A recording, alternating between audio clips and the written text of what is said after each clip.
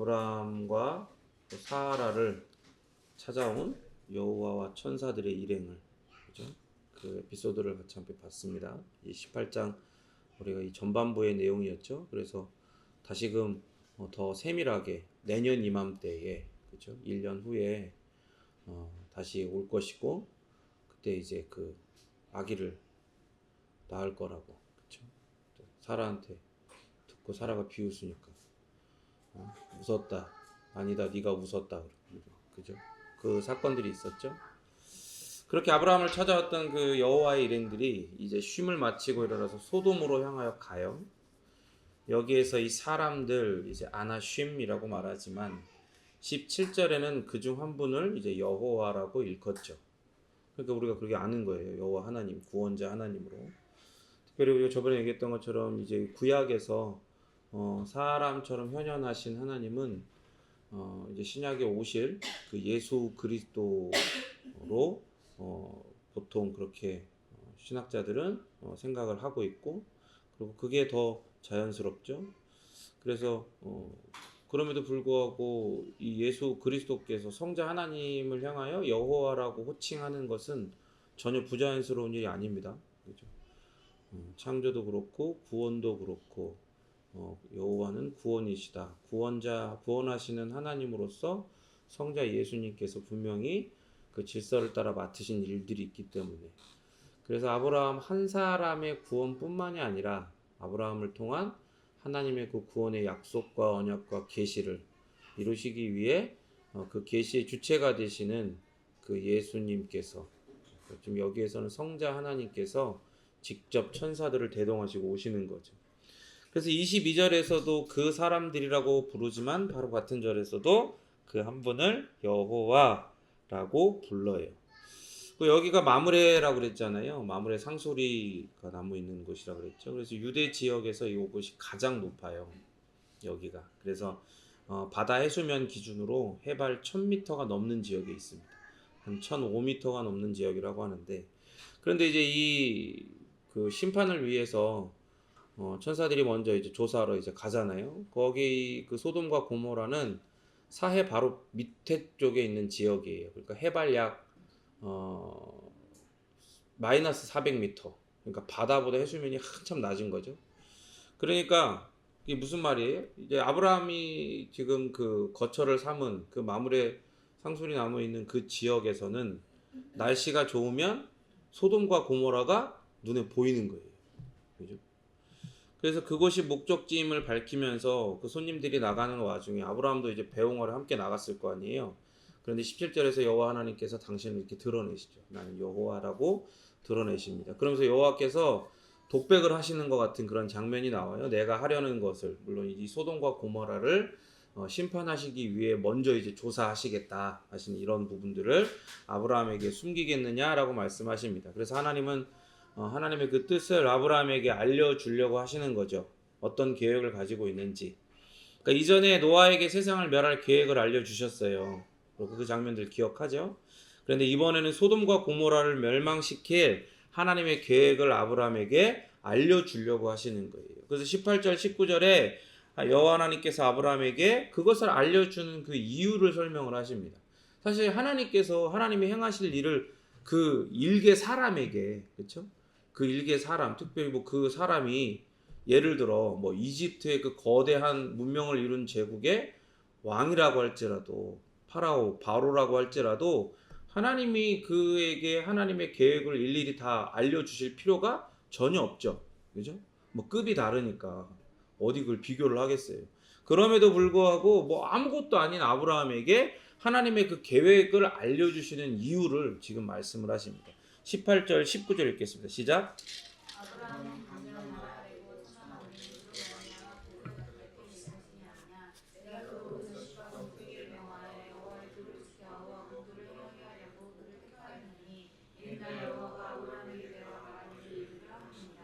그러니까 결론적으로 얘기하면 아브라함이 하나님 앞에 특별한 사람이라는 거예요. 그래서 그를 특별하게 대하시기 때문에 내가 비밀로 하지 않고 그에게 이것을 다 알리겠다라고 말씀하시는 거죠. 그래서 하나님께서 말씀하시는 아브라함의 특별함은 두 가지입니다. 첫 번째는 아브라함이 강대한 나라가 되고, 천하 만민이 그 아브라함으로 인하여 그 복을 받게 된다는 사실입니다. 뭐 더 자세하게 얘기하면 아브라함으로부터 나게 될 그 자손, 그죠? 자손들이 아니라 자손, 그 자손. 그래서 이게 일찍 하나님께서 아브라함에게 주신 복이었죠. 우리가 창세기 12장에서 봤던 것처럼 12장 1절, 2절, 3절 한번 다시 한번 우리가 읽어볼까요? 12장 1절, 2절, 3절 다시 한번 우리가 또 기억하면서 읽어보도록 하겠습니다. 창세기 12장 1절, 2절, 3절 시작.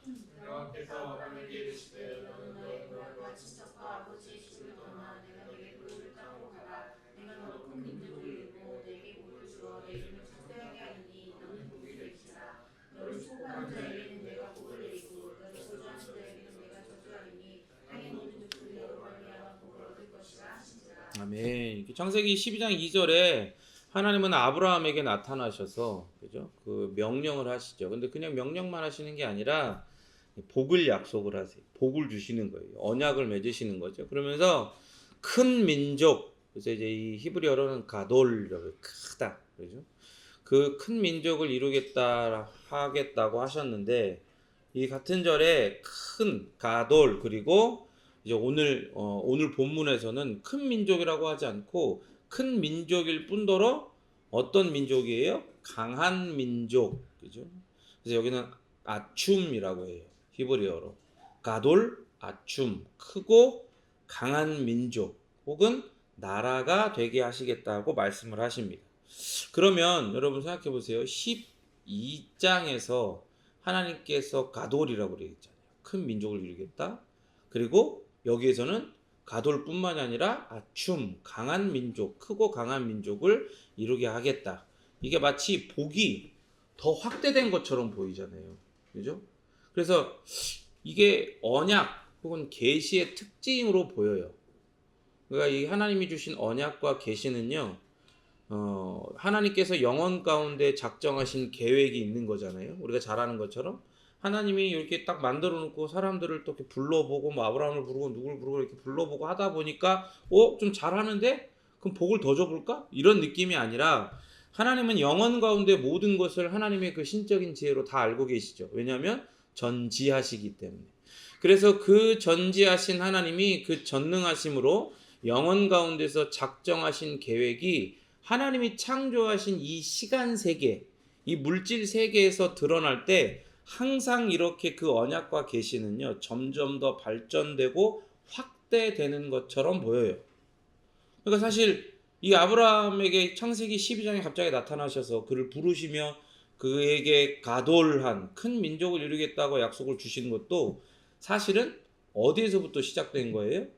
창세기 3장 15절에 하나님이 처음 주셨던 그 원시의 복음으로부터 시작된 거란 말이죠. 그러니까 뭔가 더 구체적이 되고 더 발전하는 것 같고 더 커지는 것 같잖아요. 그래서 아니야 다를까 오늘 18절에서는 가돌할 뿐만 아니라 아춤한 강한 민족이 되게 하시겠다라고까지 얘기하시는 거예요. 그런데 사실 하나님께서 처음에 아까 얘기했던 것처럼 이 정도로 할까 하시다가 상황을 보거나 그 사람을 보니 좀 더 세게 좀 밀어줘 볼까? 더 도와줘 볼까? 이렇게 하시는 게 아니에요. 하나님의 영원하고도 완전한 언약과 계시를 이 시간에 따라 점점 더 명확하고 다양한 측면에서 드러내시고 밝혀주시는 거예요. 그래서 그렇게 보이는 거죠. 그러니까 사실 이런 거죠. 여러분 양파 이렇게 식재료로 많이 사용하시잖아요. 근데 요즘에는 뭐 다 까진 양파가 나오기도 하지만 대부분 이제 좀 경제적인 이유로 다 흙이 묻어있는 껍질이 다 있는 양파를 사용하잖아요. 그럼 그 양파를 어떻게 해요? 다 까죠. 양파를 다 겹겹이 다 깐단 말이에요. 그러면 결국에 그 안에 양파가 드러나죠. 근데 여러분이 깐 껍질은 양파가 아닌 게 아니잖아요. 그것도 양파긴 양파잖아요. 그죠? 계시의 성질이 바로 그렇단 말이에요. 창세기 3장 15절에 하나님께서 타락한 인간을 향하여 이 인간들을 어떻게 구원할지를 이미 이 세상이 창조되기 전부터 하나님은 그 계획을 가지고 계셨어요. 근데 그 계획을 창세기 3장 15절에서 인간이 타락한 그 지점, 그 장면, 그 자리에서 그렇게 양파처럼 꺼내 놓으시는 거예요. 근데 그게 시간이 지나면서 어떻게 해요? 양파가 껍질이 하나하나 까지면서 점점 더 구체적으로 점점 더 발전되는 것처럼 보이지만 사실은 원래 양파였다는 거예요.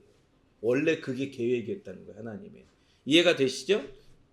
그러니까 아브라함을 통해서 크고 강한 민족, 강한 나라가 되게 하시겠다는 말씀. 이 계시는 육적인 이스라엘을 넘어 영적인 이스라엘이 될 지금의 우리, 그리고 이 시간보다 더 앞에 일어날 장차 예수 그리스도께서 심판주로 이 땅에 다시 오셔서 영원히 완성하실 그 하나님 나라에 입성하게 될 모든 영화롭게 변화될 영적 이스라엘이 얼마나 크고 강한 나라가 될 것인가를 이미 지금 이 자리에서 그렇게 드러내고 계시는 거예요. 근데 그거를 아브라함은 알아들어요? 못 알아들어요? 못 알아듣죠. 그냥 그 막연하게 하나님께서 말씀하시니까 하나님 주신 믿음을 드려서 거기에 동의하고 이해하고 이렇게 믿음을 드리지만 우리가 지금 이해하는 것처럼 이렇게 선명하게는 이해는 못하는 거예요. 그래서 선지자들을 통해서 때마다 시마다 이 시간이 지나가면서 그렇게 계시와 언약을 조금씩 껍질을 까서 보여주시는 게 어떻게 보인다고요? 그게 마치 크고 확장되고 발전되는 것처럼 보인다 이 말입니다. 어쨌든 하나님께서 말씀하신 아브라함의 특별한 두 번째는요, 아브라함이 가족들에게 여호와의 도를 지켜 공의와 정의를 행하라고 명할 것을 하나님이 아신다는 거예요. 이게 무슨 말이냐? 알다는 제가 자주 얘기하는데 히브리어로 야다입니다. 야다. 오늘 이 개역개정 성경에서는 이 본문에서 이 야다를 테카연난이라고 번역했어요. 근데 원래의 의미는 어떤 거냐면 피상적으로 아는 거, 그런 게 아니라 경험적으로 아는 거예요. 제가 자주 이 예를 설명하지만 어떤 여자가 지나가요. 근데 저 여자 내가 안다? 야다라고 하면 큰일 나는 거예요. 왜? 이 야다는 저 여자와 부부 생활을 하는 남자만이 쓸 수 있는 용어라는 거예요. 저 여자의 전 인생을 같이 함께 경험하고, 그래서 이제 성적인 의미까지도, 그 깊은 속까지도 함께 다 아는 것, 전인적으로 경험한 것, 그거를 바로 야다라고 하는 거예요. 그럼 여호와께서 무엇을 아시냐? 아브라함이 그 하나님이 나타나셔서, 우리는 이 말씀을 통해 우리가 하나님께서 중요한 것들만 이 계시의 말씀을 통해서 우리에게 주시지만, 아브라함의 인생 가운데서 하나님께서 아브라함이 나타나셔서 말씀을 하시고 그냥 바로 사라지시거나 그냥 그 말만 하시고 그냥 더 이상 아브라함이 어떤 질문도 안 받고 아브라함을 더 이상 가르쳐 주지도 않고 그냥 하나님께서 그냥 다시 그 다음을 기약하면서 사라지시거나 그런 게 아니라는 걸 미루어 짐작할 수 있죠. 하나님은 아브라함에게 나타나셔서 아브라함에게 그러한 명령을 주시고 그러한 복을 주신 이유들을 그에게 맞게 설명해 주시고 가르쳐 주셨을 거란 말이에요. 그래서 우리가 아브라함이 하나님께 그렇게 하나님이 어떤 분이신지에 대해서 배웠기 때문에 이 본문에는 다 드러나지 않지만 롯에게도 직접적으로나 간접적으로 아브라함이 하나님에 대해서 롯에게 가르쳤다라는 걸 우리가 알 수 있어요. 그리고 또 이 다음 주와 다다음 주에 계속 그 본문을 통해 발견하게 되겠지만, 그래서 아브라함이 자녀들에게 하나님께서 당신을 드러내시고 하나님의 그 길, 하나님의 도, 이런 것들을 가르쳐 주신 걸 아브라함이 자녀들에게 그것들을 지켜야 한다. 하나님이 말씀하시는 의와 정의 이런 것을 행해야 한다라고 가르칠 거라는 걸 아신다는 거죠. 이 도라고 하는 것, 데레크라고 하는데 일반적으로는 길로 번역이 돼요. 길도자. 그렇지만 더 정확한 이 본문에서의 의미는 그 명령, 하나님이 주신 율법을 지킨다는 의미로도 사용돼요. 그래서 의와 정의는요, 사실은 재판과 관련된 용어거든요. 그러니까 갑자기 아브라함이 자녀들에게 의와 정의를 가르칠 거를 하나님이 아신다는 거예요. 무슨 재판을 하는 건지. 이게 왜 그러냐? 의, 체다카라고 하는 게 재판에서 의롭다함을 받는 걸 뜻해요. 이 사람은 죄가 없고 오히려 의로운 존재다라고 재판에서 선언받는 거. 그때 이 의가 사용돼요. 체다카가.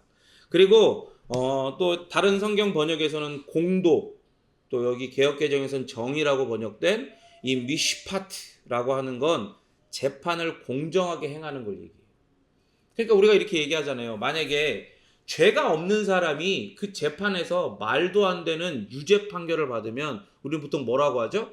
이 재판 혹은 이 재판의 판결을 내린 재판장, 이 사람들을 향하여 정의롭지 못하다라고 하죠. 그러니까 여기서 나타난 미시파트, 공도, 정의는 재판을 공정하게 행하는 것, 정의롭게 행하는 걸 이야기하는 거예요.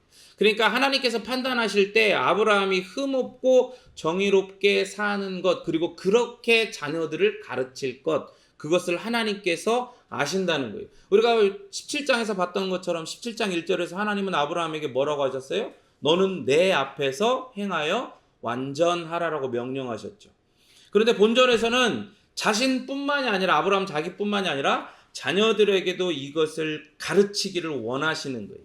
이걸 가르치기를. 그래서 이 가르치다라고 하는 건 히브리어로 차와라고 해요. 근데 이게 차와가 가르치다는 뜻도 있지만 뭐에 더 중심이 있냐면 명령하다라는 거에 중심이 있어요. 그러니까 여러분 사실은 이런 거예요. 요즘 아이들은 옛날 아이들과 달라서 세대가 달라서 그죠? 이렇게 명령하고 막 이렇게 하면 안 된대. 그죠? 가르쳐도 강압적으로 하거나 그렇게 하면 안 되는데 물론 강압적으로 하면 안 되겠죠. 그렇지만 하나님의 말씀은요 저 작은 죄인들에게 결코 온전하게 받아들여지기 쉽지가 않아요. 왜? 죄인은 죄인이기 때문에. 그래서 이것을 자녀들에게 가르치려면 어떻게 해요? 차화해야 되는 거예요. 명령해야 되는 거예요. 명령해야 되는 거예요. 이게 기준이다라는 걸 정확하게 보여줘요. 이 아이가 이 자녀들이 동의하건 동의하지 않건 이게 하나님의 명령이고 하나님의 기준이고 하나님의 의와 정의라는 걸 명확하게 선언하고 명령해야 되는 거예요. 너는 거기서 네가 결정하지 말고 여기로 와야 된다는 거예요. 이 의와 하나님의 의와 정의 앞에 여기 앞에 서야 된다는 걸 명령해야 된다는 거예요. 그래서 모세의 율법에서도 하나님은 자녀들에게 하나님을 어떻게 순종하고 어떻게 섬겨야 하는지 그것을 그렇게 가르쳐야 하는지를 뭐라고 하냐면 명령하고 있어요. 우리 신명기 한번 찾아볼까요? 신명기 이 말씀 우리가 잘 아는 말씀이지만 우리가 이 본문의 이 뜻에 맞춰서 한번 찾아서 같이 함께 깊이 묵상하며 같이 함께 읽어보도록 하겠습니다. 신명기 6장 4절에서 9절 말씀입니다.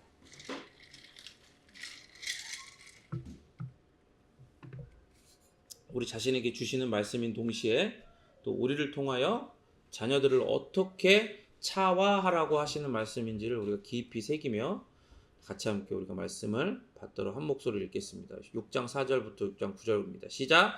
이스라엘아 들으라. 우리 하나님 여호와는 오직 유일한 여호와이시니 너는 마음을 다하고 뜻을 다하고 힘을 다하여 내 하나님 여호와를 사랑하라. 오늘 내가 네게 명하는 이 말씀을 너는 마음에 새기고 내 자녀에게 부지런히 가르치며 집에 앉았을 때에든지 길을 갈 때에든지 누워있을 때에든지 일어날 때에든지 이 말씀을 강론할 것이며 너는 또 그것을 내 손목에 매어 기호를 삼으며 내 미간에 붙여 표로 삼고 또 내 집 문설주와 바깥문에 기록할지니라. 아멘. 여러분 이 말씀을 우리가 과거에 하나님이 주셨던 말씀이라고 생각하면 안 돼요. 이게 지금 우리에게 주시는 말씀이에요. 그죠? 믿으십니까? 그거를 여러분들이 믿으셔야 돼요. 하나님이 주신 믿음을 이 말씀 앞에 드려야 됩니다. 그렇게 이스라엘 백성은요 이 여호와의 율법을 신실하게 사랑하는 마음으로 지켜야 할 의무가 있어요. 또한 그것을 자녀들에게 차와 가르치고 명령해야 합니다. 그래서 이게 아브라함도 마찬가지라는 거예요. 이게 아브라함이 자녀들에게 이것을 가르치는 건 자의적인 게 아니에요. 자기가 이렇게 해야겠다 해서 가르친 게 아니라 하나님께서 구원자이신 여호와 하나님께서 아브라함에게 그렇게 하라라고 명령하신 거예요. 그리고 이런 아브라함의 특별함은 아브라함 자신의 의나 열심이 아니라는 걸 알아야 돼요. 우리가 19절 다시 한번 읽어볼까요? 19절 읽겠습니다. 시작. 내가 그 자손과 후계에게 명하여 여호와의 뜻을 지켜 의로운 공주를 행하게 하노니 이는 나 여호와가 아브라함에게 그리하여 말한 일을 이루려 함이니라. 여러분 맨 마지막에 뭐라고 되어 있어요? 나 여호와가 아브라함에게 대하여 말한 일을 어떻게 하신다? 이루려 함이니라. 그렇죠? 이 모든 명령한 걸 아브라함으로 이루게 하려가 아니라 나 여호와가 아브라함에게 대하여 말한 일을 이루려 내가 이루려고 하는 거다. 그러니까 하나님께서 아브람을 불러서 맺으신 언약과 그 복을 누가 이루어요?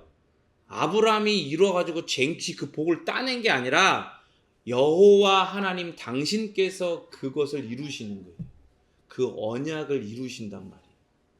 결국 하나님의 선한 인도하심과 공급하심의 은혜가 아브라함의 삶 전체를 지탱하고 관통하는 거예요. 그건 우리도 마찬가지예요. 그건 우리도 마찬가지. 여러분, 마치 그냥 가훈처럼 혹은 부모의 유언처럼 여러분이 어떤 하나님의 말씀을 그렇게 듣고 그래도 그렇게 살아야지라고 하는 어떤 그런 막연한 의무감이나 책임감으로 그렇게 하나님의 백성답게 예수 그리스도를 따라 그리스도를 닮아 살아가는 인생을 사는 게 결코 아닙니다. 여러분, 아브라함처럼 하나님께서 주신 그 언약과 복과 계시가 있고요.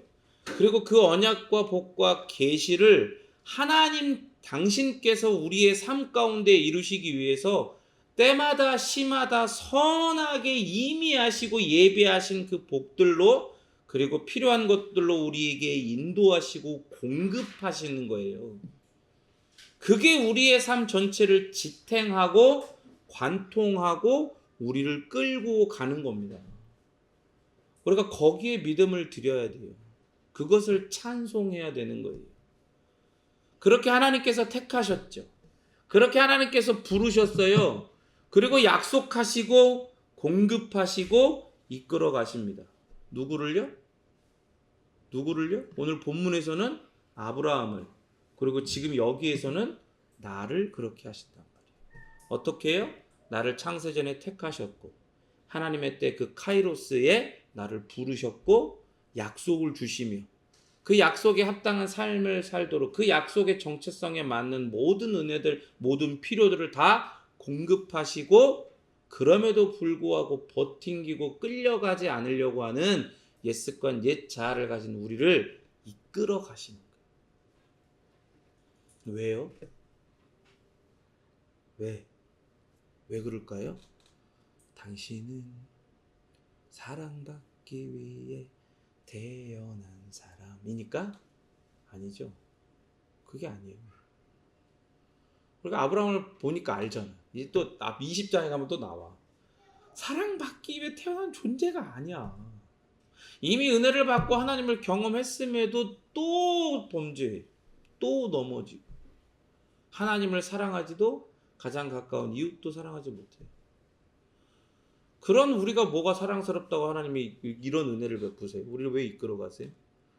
그것은 따라합니다. 하나님의 그 이름의 영광을 위해서. 하나님 그 이름의 영광을 위해서예요. 하나님은 우리를 통해 오직 하나님의 영광만을 찾으십니다. 그렇게 예수 그리스도께서 성부 하나님의 그 계획을 따라 이 땅에 오시도록 하시기 위해서 아브라함에게 이런 은혜를 베푸시는 거예요. 지금도 마찬가지예요. 우리를 통해 다시 오시겠다고 약속하신 예수 그리스도가 이 땅에 다시 오실 그때까지 우리를 통하여 하나님의 나라가 우리 안에서나 우리 밖으로 팽창되고 확장되게 하시기 위하여 우리에게 공급하시고 우리를 이끌어 가신다는 걸 믿으시기 바랍니다. 그 모든 은혜의 인도하심 가운데에 좌충우돌을 하고 있잖아요. 아브라함도 그렇지만 우리도. 그러나 그럼에도 불구하고 주신 그 믿음, 구원자 하나님 여호와 그 이름을 믿게 하시는 은혜 안에서 우리로 하여금 조금도 순종케 하시고 조금도 사랑하게 하셔서 믿음으로 사랑하고 믿음으로 순종케 하심으로 이 모든 언약, 약속을 이루어 가시는 거예요. 하나님은 희한한데 여러분, 하나님은요 이걸 아브라함의 특별함이라고 간주해 주시는 거예요. 이런 은혜를, 말도 안 되는 전적인 은혜를 여러분들의 특별함이라고 간주해 주시는 거예요. 하나님이 내가 그걸 너의 특별함이라고 인정한다라고 얘기하면 거기에 태클 걸 존재가 누가 있어? 거기에 반문을 반대할 존재가 누가 있어? 절대 없는 거예요. 사단이 우리를 계속해서 막 찌르고 참소하고 고발하고 해도 그거는 결코 하나님 앞에 인정되는 게 아니라 기각. 그렇게 아브라함이 이 모든 것을 잘 시행할 것을 아시기 때문에 아브라함이 잘 시행할 게 아니라 하나님께서 그렇게 그를 통해 시행할 수 있는 은혜를 베푸실 것 하나님께 아시기 때문에 여호와 하나님께서는 그 보상으로 소돔과 고모라에 대한 계획을 그에게 밝히시겠다고 하시는 거예요. 여러분 하나님의 사랑이 얼마나 놀랍습니까? 그렇죠? 창세기 18장 20절 읽겠습니다. 먼저 소돔과 고모라의 그 부르짖는 소리가 크다고 말씀하시죠. 자크 이제 부르짖다 자크 이렇게 하는데 이게 억울함을 하소연할 때 사용하는 단어예요. 자크. 이 자아크가 사용된 게요. 이집트에서 히브리 백성들이 430년 동안 물론 그 430년 전체는 아니었지만 하나님의 뜻과 계획 안에서 그 은혜 안에서 그 아브라함의 일가가 고센 땅에 정착한 이후에 430년이 지나는 동안 한 민족이 될 만한 숫자를 이루었죠. 그리고 이제 그 요셉을 알지 못하는 새로운 이집트의 왕조가 일어난 이후로 이 나라의 이집트의 안보에 위협이 됩니다. 그래서 다 종으로 삼아버려. 그러니까 그것 때문에 이제 막 히브리 백성들은 막 힘든 거야. 계속해서 그 고된 그런 노동에 동원되고 막 징집되고 막 그러니까 막 어떻게 해요? 하나님께 부르짖는 거예요. 그러니까 그럴 때 사용된 게 자크. 억울하다는 거지. 하나님 살려달라는 거지. 잠언에서도요. 이 잠언의 기자가 가난한 자가 억울함을 인하여 하나님을 향하여 부르짖을 때 그때도 자크를 사용합니다. 근데 소돔과 고모라는 뭐 때문에 지금 부르짖고 있어요? 죄악 때문에 부르짖고 있어요. 죄악 때문에. 아마도 그 죄악으로 인해 해를 당한 자들의 억울한 하소연일 수도 있고 그리고 소돔과 고모라 땅도 하나님의 피조물이잖아요. 피조된 땅이니까. 그 땅이 그 성경 구약은 히브리 문학은 이 땅이나 이런 것들을 마치 의인화시켜서 표현할 때가 있거든요. 그러니까 마치 그런 것처럼 그 땅이 하나님의 피조물이 사람들의 죄악으로 인해 고통당하여 자크하고 있다라고도 해석할 수도 있죠. 21절 읽겠습니다. 시작. 내가 이제 내려가서 그 운행한 것과 과연 내게 들린 무엇인가 같은지 그렇지 않은지 내가 보고 알려하노라. 여호와께서 이제 내가 내려가서 그 진상을 알아보겠다고 하시죠. 근데 여러분 좀 의아하지 않아요? 하나님은 전능하시기 뿐만 아니라 전지하시잖아요. 다 하시죠. 그리고 세상 모든 하나님의 그 성품을 담아 창조하신 이 피조 세계 가운데에 하나님은 어디든 계세요. 그거를 신학적인 용어로 편만하다라고 하거든요. 그러니까 사실은 하나님이 길가에 굴러다니는 돌멩이 하나에도 하나님이 거기에 계시는 거예요. 그래서 그게 존재할 수가 있어요. 이게 좀 어렵나요? 그러니까 하나님은 하나님의 모든 질서, 특별히 하나님의 어떤 질서, 하나님의 성품, 속성 이런 걸 가지고 이 세계 가운데 지금도 임재해 계세요. 모든 곳에 계세요. 그렇기 때문에 이 세계가 유지가 되는 거예요. 어떤 물리적인 근데 그것을 우리는 어떤 걸로 그 표면적인 이유를 어떻게 찾아요? 어떤 과학적인 법칙과 원리가 있기 때문에 그렇게 존재하고 돌아가는 거다라고 얘기를 하는 거죠. 그러나 사실은 창조주이신 하나님께서 이 온 세계 온 우주 만물 가운데에 편만해 계시기 때문에 그게 가능하고 유지가 되는 거예요. 그런데 보세요. 하나님은 전지하세요. 그리고 이 세상 가운데 편만해 계시죠. 소돔과 고모라에서 일어나는 모든 말도 안 되는 그 끔찍하고 혐오스러운 죄악을 다 아신단 말이에요. 하늘에서 이미 그것을 다 알고 계세요. 보고 계시죠. 그런데 왜 내려가서 그것을 알아보겠다고 하시는 거예요? 왜? 이건요 이런 거예요.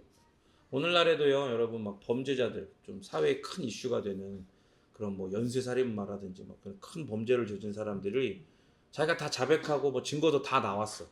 그러나 그럼에도 불구하고 그것을 정식으로 기소하기 위해서 그 사람을 끌고 가서 현장에서 검증을 하죠. 수많은 사람들과 기자들과 탁 인데서 그 자리에서 검증을 한다. 마네킹을 놓고 막 그런 것들 검증을 하잖아요. 그런 거 같은 거예요. 그들이 어떤 벌을 받아도 소돔과 고모라가 어떤 처벌을 받아도 변명하지 못하게 하기 위해서. 이거 봤어? 하나님 봤어요? 봤어. 그냥 가는 거예요. 더불어 더 큰 이유 바로 오늘 이 아브라함으로부터 소돔과 고모라를 위해서 중보하도록 하시기 위해서 그런 거죠. 22절 읽겠습니다. 시작.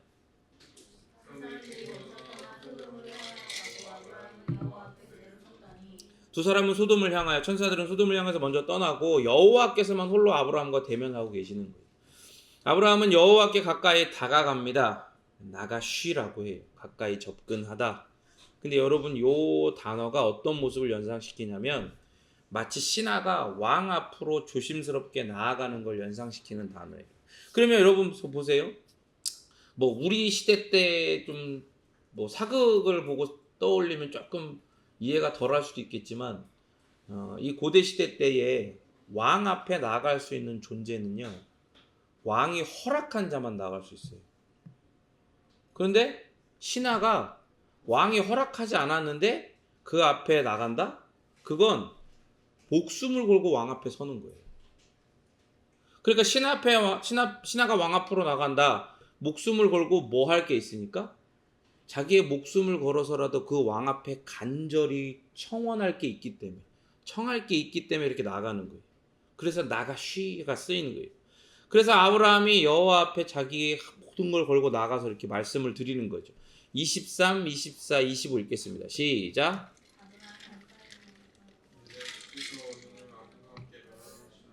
그 성중에 의인 50명이 있을지라도 주께서 그곳을 멸하시고 그 50의인을 위하여 용서하지 아니하시리이까.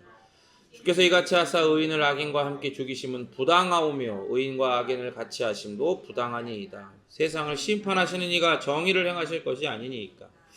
이런 거예요. 주께서 의인을 악인과 함께 멸하시려고 그러는 겁니까? 의인 50명이 있어도 멸하실 겁니까?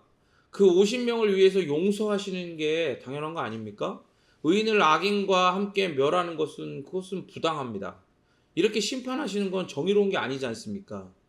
이렇게 이때까지 아브라함이 의인 50명이 소돔과 고모라에 있다는 걸 전제하고서, 그죠? 전제하고서 하나님께서 그 땅을 멸하신다면 그것은 정의롭지 못한 행동이라는 어떤 항의성이 살짝 묻어나는 그런 간청 같아요. 근데 약간 이 성격이 좀 달라요. 26절 그 이유 읽어보면 나오는데 26절 읽겠습니다. 시작. 여호와께서 이르시되 내가 만일 소돔 성읍과 그를 위하여 온 지역을 용서하리라. 그렇죠. 그러니까 하나님이 아브라함의 이런 변론에 대해서 아브라함에게 자신이 그렇게 불의하지 않다는 걸 밝히시죠. 그만한 의인이 있으면 그 성 멸하지 않겠다. 하나님의 의로움에 호소하던 아브라함은 사실 아는 거예요. 그죠? 지역이 소돔과 고모라가 자기가 살고 있는 지역에서 보이잖아요. 그죠? 보이기 때문에 거기 어떤 일들이 지금 현재 일어나고 어떤 분위기인지 다 아는 거야. 소문을 들어서도 알 것이고, 조카 롯이 거기서 살고 있는데 아예 나한테 내 등에 칼 꽂고 나를 배신한 놈이니까 쳐다도 안 보겠다 그러고 안 보겠어요? 응? 막 그 완전히 그 큰 전쟁에 휘말려가지고 동생이 포로로 끌려갔을 때도 아브라함이 득달같이 달려가고 구해오고 그랬었는데, 그죠? 그 교류가 있었을 것이고, 거기에 어떤 일들이 행해지고 자행되고 있는 건지를 알죠. 그 땅이 얼마나 범죄하고 그 범죄가 가득한지를 알죠. 그러니까 의인 50 빌드업한 거라는 생각이 좀 들긴 해요. 어쨌든 그래서 아브라함은 하나님의 의로움에 호소를 하면서 조카 롯을 살리기 위해서 계속 매달려요. 조심스럽게 얘기하는 거죠. 근데 50명에서 5명 부족해도 멸하실 겁니까? 40명이 있으면 어떻게 하실 거예요? 30명, 20명, 10명까지 내려가는 거예요. 10명까지. 근데 여러분 보세요. 이 간청에요. 특징이 있어요. 첫 번째는 아브라함이 자신을 극히 낮추면서 하나님의 자비를 구하는 거예요. 표면적으로 보면 아까 우리가 봤던 것처럼 아브라함이 마치 하나님 앞에 따지는 것 같잖아. 조심스럽게 나아가지만 마치 목숨을 걸고 당신 잘못했습니다. 왕이지만 왕이라고 해서 그렇게 하는 건 나쁜 겁니다라고 따지는 것 같잖아. 자기의 목숨을 걸고. 그런데 아브라함의 자세는 지금 살펴보면 그것과는 정반대예요.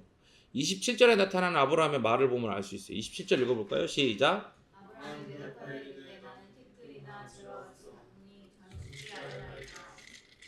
그래 뭐라 그래요? 나는 티끌이나 재와 같사오니 감히 죽게 하리나이다. 티끌과 재는 하나님 앞에서 자신의 존재가 얼마나 무가치한지를 나타내는 비유적인 표현이겠죠. 근데 이 감히 아렌다에서 이게 힌네나라고 하는데 이게 어떤 뜻이냐면은 원래 이제 그 직역을 하면 제발 좀 봐주십시오. 저는 티끌 같고 재 같은 이 높으신 하나님에 비하면 나는 정말 아무것도 아니지만 제발 좀 한 번만 돌아봐 주십시오. 내가 얼마나 비천한 자임을 제발 보아달라는 거예요. 한 번만 봐달라는 거예요. 이런 자가 감히 지극히 높으신 하나님에게 어찌 구할 자격이 있겠습니까? 그러나 만약 하나님께서 이런 낮은 자의 청혼에 귀를 기울이신다면 그것은 전적으로 하나님의 은혜 아니겠습니까? 이런 자세로 지금 하나님 앞에 나아가고 있는 거예요. 그러니까 아브라함의 간청은 이런 특징이 있고요. 또 어떤 특징이 있냐면 하나님의 공의에 호소를 하고 있어요. 여러분 이게 굉장히 중요합니다. 이게 사실은 우리가 보통 이 아브라함의 이 소돔과 고모라를 향한 이 중보의 장면들, 이 설교를 들을 때 숫자를 되게 중요해 볼게요. 숫자 50, 45, 30, 20, 10 이러면서 얘기를 하고 막 그러잖아요. 그래서 이제 의인 10명이 있어야 된다면서 당신이 의인이다 이런 식으로 설교를 듣는데 사실 이 본문의 가장 큰 핵심 키워드는요. 하나님의 공의예요. 그러니까 아브라함의 간청이 왜 특징적이냐면 하나님의 공의에 호소를 하고 있어요. 아브라함은 소돔을 위해서 무조건 멸하시지 말라고 요청하지 않아요.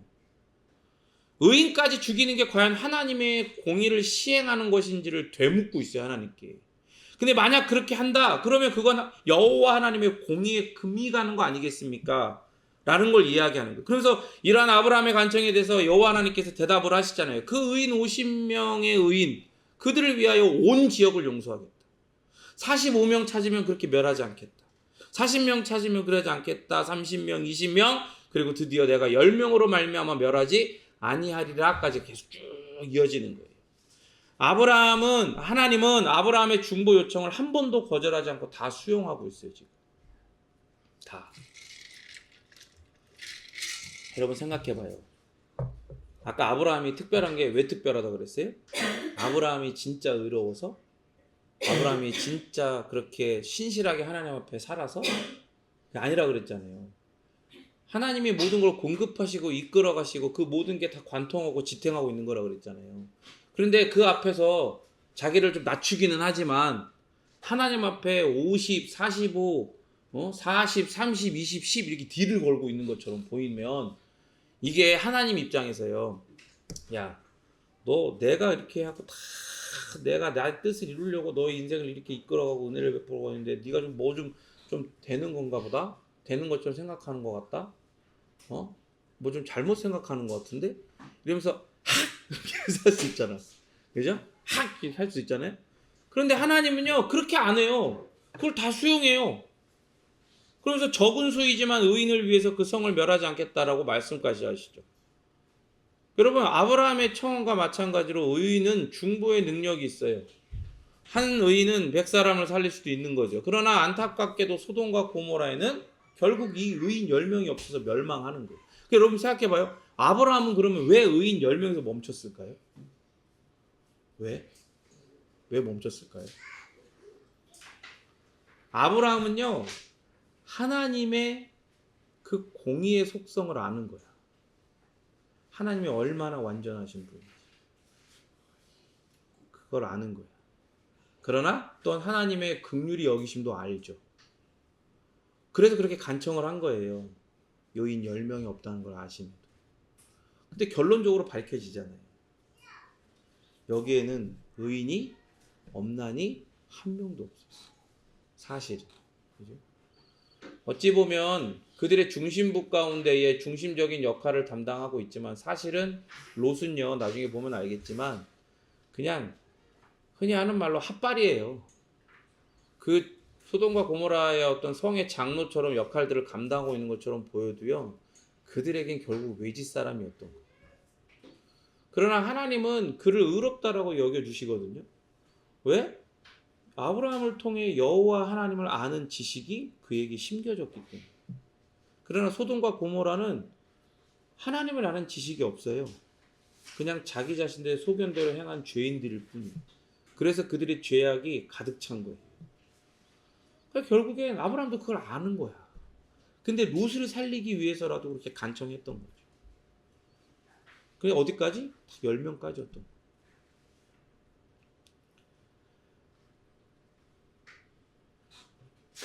그래서 아브라함이 10명에서는 중보 요청을 그치죠. 여호와 하나님의 공의에 의지해서 소돔을 위해 중보를 한 것이지 무조건적인 용서를 구한 게 아닌 거예요. 그러니까 10명의 의인도 없는 성읍을 살리는 게 이게 여호와 하나님의 공의가 아니라는 걸 동시에 아는 거예요. 그러니까 하나님의 공의를 딱 예를 들어서 하나님이 그렇게 다 멸망시켜버리면, 의인인데도 멸망시켜버리면 그건 하나님의 공의가 금이 가는 거 아닙니까? 라고 요청하지만 그 하나님의 공의가 어떤 것인지를 알기 때문에 그렇게 요청하는 동시에 그 하나님의 공의 때문에 이 소돔과 고모라는 멸망당하는 것이 마땅하고 합당할 수밖에 없다는 걸 아는 거예요. 죄의 삭슨 사망이라는 것을 하나님의 공의하심을 아는 지식을 얻은 아브라함은 알고 있는 거예요. 그렇기 때문에 그냥 불쌍하니까. 여러분 그럴 수 있잖아요. 예를 들어 거기에 아까 얘기했던 것처럼 가해자들만 있는 게 아니라 그렇게 부르짖는 자들은 누구 있어요? 그런 가해자들에게 당한 사람들이 막 하나님 앞에 부르짖을 거 아니에요. 원성이 자자하고 막. 그래서 피해자들도 있으니, 뭐 노인도, 여자들도, 아이들도 있으니 그렇게 막 이렇게 불쌍하니까 아브라함이, 하나님 그렇게 잘못한 사람들이 있지만 피해자들도 있고 노인도 있고 여자들도 있고 아이들도 있고 애기들도 있는데 그걸 죽이는 건 너무 불쌍하잖아요. 살려주세요 라고 할 수 있지만 그렇게 안 해요. 아브라함은 하나님을 배운 거야. 그걸로 사람의 죄가, 그 죄의 비참함이 결코 덮어지지 않고 용서되지 않는다는 걸 아는 거죠. 그래서 오히려 그 하나님의 공의를 가지고 하나님 앞에 중보하는 거예요. 이런 아브라함의 관청에서 우리는 예수님의 우리를 위한 중보의 원리를 발견하는 겁니다. 여러분, 중보는요 죄인의 비참함을 근거로 하는 게 아니라는 걸 알아야 돼요. 중보는요 하나님 앞에 나아갈 자격과 중보할 능력을 가진 이만 가능한 것이고, 그러한 자격과 능력으로 행하는 중보의 내용은요 결코 비참한 죄인의 인정받을 수 없는 상태나 열심이나 공로나 의 따위가 될 수가 없는 거예요. 여러분 생각해 보세요. 그렇게 죄가 가득 찬 소돔과 고모라라고 해서 착한 사람이 없었겠냐고. 거기에 착한 사람이 없었겠어요? 아무것도 모르는 애기나 아이들이 없었겠어요? 있어요. 있음에도 불구하고 죄인의 상태, 열심, 공로, 의 따위로는 결코 하나님 앞에 중보가 성립되지 않는 거예요. 하나님은 그런 거를 이 죄보다 더 높게 여기시지 않아요. 그럼 그거는 하나님이 깐깐해서 그런 거예요? 아니요. 하나님이 기준인 거예요. 너희들의 상태, 불쌍함, 비참함, 혹은 선함, 열심, 공로, 의, 이런 게 아무리 있어도 하나님이 기준을 제시하시죠. 왜? 하나님이 창조주니까. 하나님이 창조주니까 이 피조물들, 이 모든 피조물들, 이 피조색이 기준이 되시잖아요. 하나님, 우리 이렇게 불쌍하잖아요. 하나님 애기들도 있잖아요. 천연한 사람도 있잖아요. 나름대로 열심으로 어쨌든 하나님을 찾아보려고 하는 사람도 있잖아요. 나하고 아무리 들이밀어도 하나님이 기준인 거예요. 아니, 그걸로는 내 공의를 만족할 수 없어. 그걸로는 결코 내 앞에 의롭다라고, 의인이라고 선언받을 수 없어. 하나님이 딱 선언하시는 거예요. 오직 하나님의 공의로우심만이, 그것만이 이 중보의 내용이 될 수 있어요. 그래서 그렇게 의인 10명이 없는 소돔과 고모라에 대해서 아브라함도 이미 알고 있단 말이에요. 그래서 하나님의 공의에 대한 야다, 아까 야다 얘기했잖아요. 그 암, 하나님과의 어떤 관계적인 암, 경험적인 지식이 있는 아브라함은 더 이상 중보의 자리에 서지 않아요. 왜? 그들 자신의 어떠함으로는 소돔과 고모라는 절대 구원받을 수 없다는 걸 알기 때문에. 여러분, 그럼 이 세상은 어떻습니까? 지금의 이 세상은 어때요? 소돔과 고모라에 비해서 지금 이 세상은 더 공의롭고 더 정의로워요? 전혀 그렇지 않죠. 전혀 그렇지 않아요.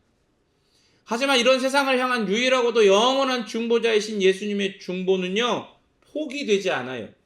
오히려 하나님께서 들으시는, 오늘 이 본문을 통해 아브라함에게 말씀하시는 것처럼 멸하지 아니하시겠다라는 결과를 가져옵니다. 왜요? 왜? 하나님의 공의가 만족되었기 때문에 그런 거예요. 의인 10명이 넘어서 이스라엘 백성, 하나님의 선택을 받은 하나님의 백성이라 일컬어지는 어떤 그런 이스라엘 선민들이 있어서? 아니죠. 오직 하나님의 공의는요, 오직 예수님에게서만, 따라합니다. 그분의 삶과 십자가에서만 만족된다. 하나님의 공의는요, 오직 예수님의 삶과 그 십자가에서만 만족이 되는 거예요. 예수님의 중보가 하나님께 받아들여지는 유일한 이유와 근거가 바로 이겁니다. 하나님의 공의가 당신의 삶 가운데 만족되었기 때문에. 오직 예수님에게서만 하나님께 받아들여지는 의와 열심과 공로가 있는 거예요. 오직 예수님에게서만 죄인된 우리의 비참함이 해결되어지는 거예요. 그래서 하나님께는 예수 그리스도의 중보만이 받아들여지는 거예요. 그 의와 열심과 공로로, 예수 그리스도의 의와 예수 그리스도의 열심과 예수 그리스도의 공로로 하나님의 그 율법에 완전히 순종하시고 영원히 율법을 완성하신 거거든요. 그래서 그 예수님에게만 하나님의 공의와 정의가 발견되는 거예요.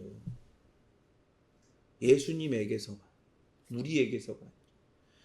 그런 예수님께서 하나님과 우리 사이에서 중보자로 서심으로 우리는 하나님께 용납되었고 하나님과 화해되었으며 하나님과 화목하게 되었습니다. 여러분, 이게 얼마나 놀랍습니까? 이게. 하나님은 아브라함의 이 중보를 통해서 지금 뭘 보여주시는 거냐면, 하나님을 아는 지식, 하나님과 관계를 가진 그런 자격이 있는 자가 중보자로 설 수 있다는 걸 보여주시는 거예요. 그래서 누구를 지금 드러내고 싶은 거예요? 예수님을 미리 예표하는 거예요. 그러나 아브라함에게 뭐가 없어요? 능력이 없어. 물론 그 자격이란 것도 애매하긴 하지만 넘어간다 치더라도 능력이 없는 거예요. 하나님의 정의와 공의, 그 의와 정의를 만족시킬 능력이 없는 거예요. 그러나 예수님에게는 그 능력이 있으시죠. 그 능력을 가지고 당신의 삶 전체를 통해, 특별히 마지막에 그 십자가에서 하나님의 그 공의를 완전하게 만족시키신 거예요. 이 예수 그리스도, 우리의 의가 되시며 우리의 열심이 되시고 우리의 공로가 되시는 영원한 우리의 중보자이시는 예수 그리스도를 깊이 생각하며 따라가는 우리 베이직의 성도들 되기를 진심으로 간절히 바랍니다.